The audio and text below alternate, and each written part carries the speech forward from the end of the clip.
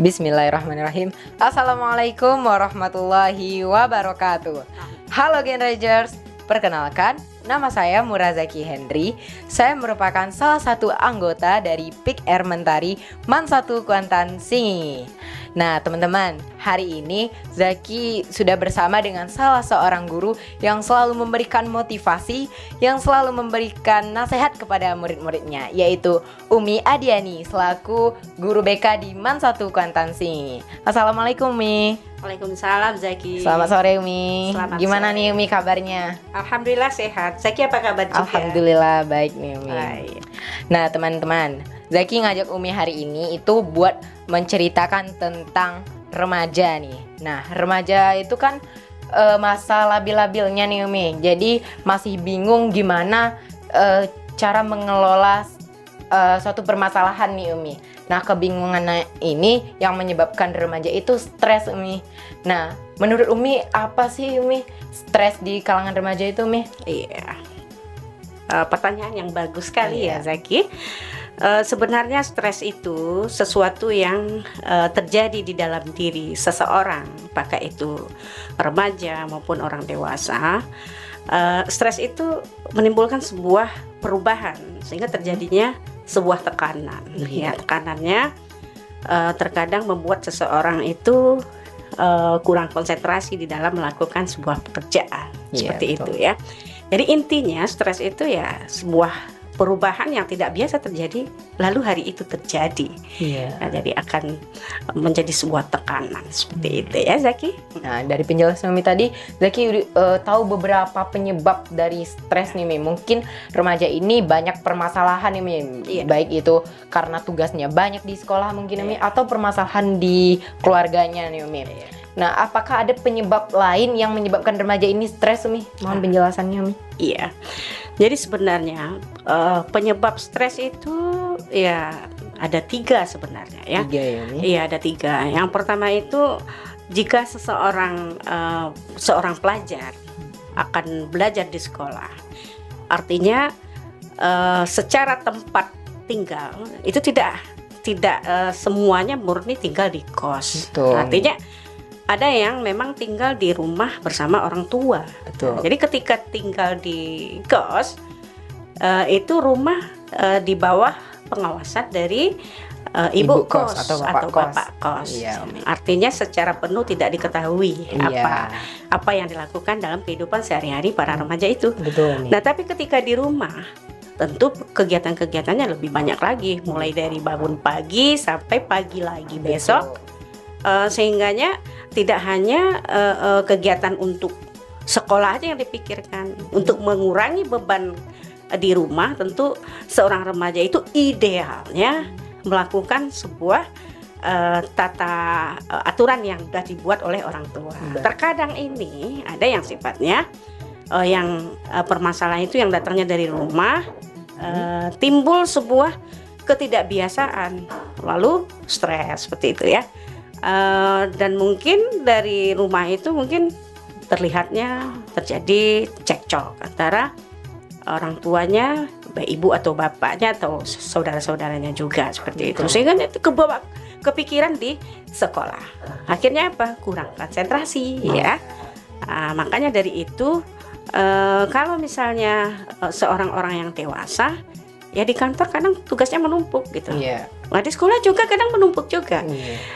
Hitung saja itu banyak mata pelajaran yang dipelajari oleh siswa-siswa yang ada di madrasah kita. Ya, jadi kalau misalnya ideal atau normal dia bisa ceria seperti biasa, tapi ketika perubahan itu ada, maka ini merupakan sebuah tekanan bagi dia gitu. Nah, jadi seperti itu ya Umi. Nah, gimana sih Umi cara menghindari stres atau cara mengelola dari stres untuk remaja nih Umi? Mungkin saran lah bagi Zaki dan teman-teman yang lain nih Umi. Iya.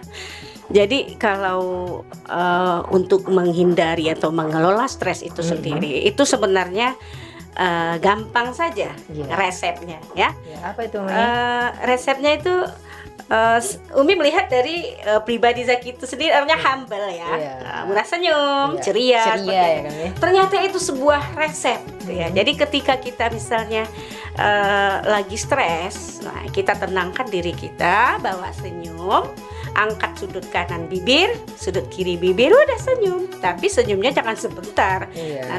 Nanti kalau misalnya tersenyum sebentar, nanti kembali mulutnya seperti apa gitu, itu kan aneh juga gitu. Iya. Jadi kita kira-kira kita buat 7 menit untuk bisa menahan senyum kita, sehingga kita itu jadi stabil lagi seperti itu. Gampang kan? Ya, gampang banget, gampang Umi. banget. Nah, Zaki masih pengen nanya nih, Umi. Iya.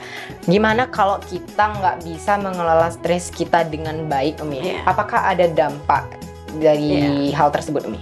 Tentu ada, Iya. ya. Karena di tubuh kita ini tidak hanya secara jasad nampak fisik saja, kan, tetapi dari sisi perasaan, mental itu berdampak, ya. Kalau dari sisi fisik kita, dari bentuk tubuh kita, terkadang itu kalau sudah mendapat tekanan, kalau sudah mendapat perubahan yang tidak bisa dikerjakan sendiri, itu kadang-kadang dia malas bergerak. Betul. Kemudian kurang konsentrasi dan membuat makannya kadang-kadang jadi berlebih. Iya. Ya, kalau Umi kalau stres itu kadang-kadang makannya jadi berlebih. Iya. Kalau misalnya hari itu belum nampak sesuatu yang belum melepaskan selera, Umi teringat pada saat itu makan soto, makan mie ayam, biar apa? Biar tidak banyak yang rugi, karena dari sisi perasaan kita udah rugi, Iya. ternyata selera pun jadi hilang. Nah, jadi sebenarnya orang yang hebat itu adalah orang yang pandai cepat mengatasi dampak itu dengan baik. Begitu seleranya agak kurang, dia cari kawan, gitu ya. Nah, telepon, yuk kita pergi ke tepian sawah misalnya, kan, cari terbuka seleranya seperti itu. Makanya kita harus hidup bersosial, pandai dengan teman-teman kita seperti ini ya, Zaki, ya. Dan kalau dengan perasaan dampak secara perasaan atau psikis, ya biasanya kita gembira, tapi pada hari itu kita hilang keceriaannya, itu jadi jadi teriak seperti itu. Jadi ketika kita udah teriak, nangis, histeris gitu, akhirnya apa? Ya, yang terjadi ya bawa tidur. Kadang-kadang kalau kita sebagai orang yang wajib sholat 5 waktu sehari semalam, itu kadang-kadang sholatnya, Zaki, bolong-bolong seperti itu. Jadi memang dua ya dampaknya, ada secara fisik dan ada secara psikis seperti itu ya, Zaki. Iya. Nah, sebenarnya teman-teman, Zaki masih pengen lama bincang-bincang sama Umi, tapi mungkin di lain waktu dan dengan topik yang menarik lagi ya, Umi. Nah, jadi kesimpulan dari bincang-bincang kita pada sore hari ini, teman-teman, remaja itu masih dalam kondisi yang labil, belum bisa mengelola suatu permasalahan atau mengelola stres ya, Umi. Nah, tadi Umi juga udah bilang apa itu stres di kalangan remaja, penyebab dari stres ya kan, Umi, dan apa saja dampak dari kalau kita nggak bisa mengelola stres dengan baik. Nah, seperti itu. Ternyata resepnya apa tadi? Nah, resepnya tadi dari Umi simple banget loh, teman-teman.